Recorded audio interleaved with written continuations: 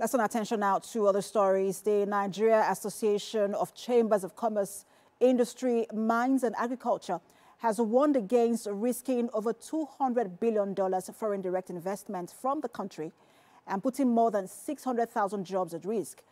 NACCIMA's appeal was in reaction to the proposed tax reform targeting tax imposition on free trade zones. It's day 2 of the ongoing public hearing on the tax reform bills by the House Committee on Finance.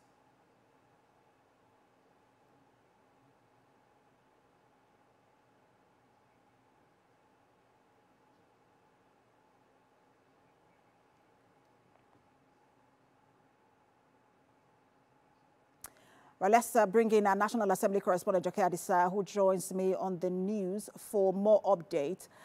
Joke, yesterday we saw comments also coming from Customs sharing concerns as regard this bill as well, and today is NACCIMA. Just give us some sort of update or review of the concerns shared by both agencies.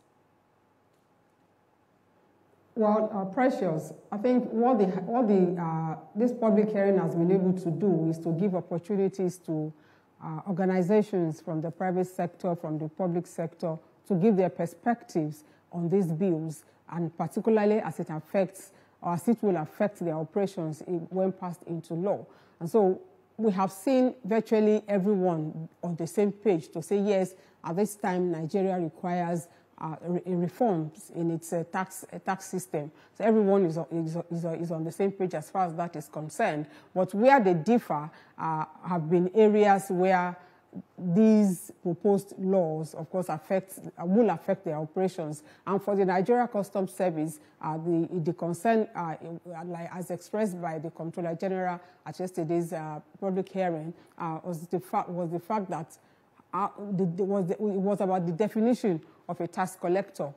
So the fear is that, okay, if you go by this definition that the bill has proposed, then there will be nothing to call the Nigeria Customs Service. Of course, the lawmakers are listening. They are listening to every perspective, and at the proper time, at the appropriate time, they will be able to put all this together.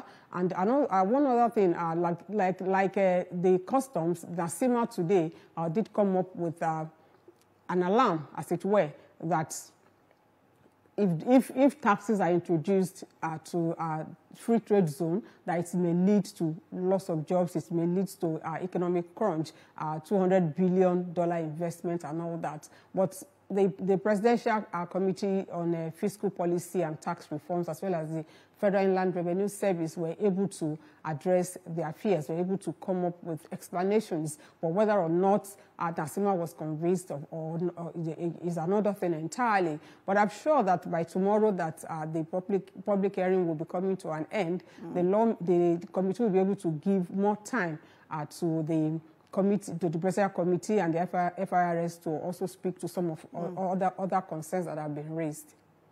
So, Joke, we've heard from Customs, we've heard from NACCIMA. Speak to us as to other key, stakeholders that were there, and what are they saying as well in terms of regarding this bill?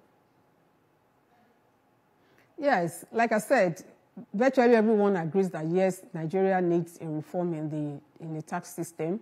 And so what we have seen, like yesterday, we had well over 20, 30 organizations come forth to speak on these bills as they affect, or as they will affect their operations when they become laws. So it is still a work in progress as far as these bills are concerned. Yesterday we had the Trade Union Congress, we had the Kano State government, we also had the civil society community. There are concerns about the progressive increase in the value-added tax from 7.5% to 10% and subsequently to 15%.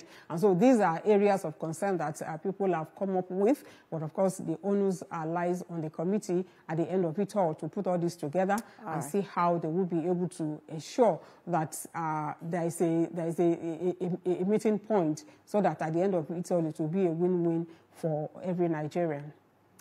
Thank you so much for the detailed update, Joke, as a correspondent live for us in the nation's capital.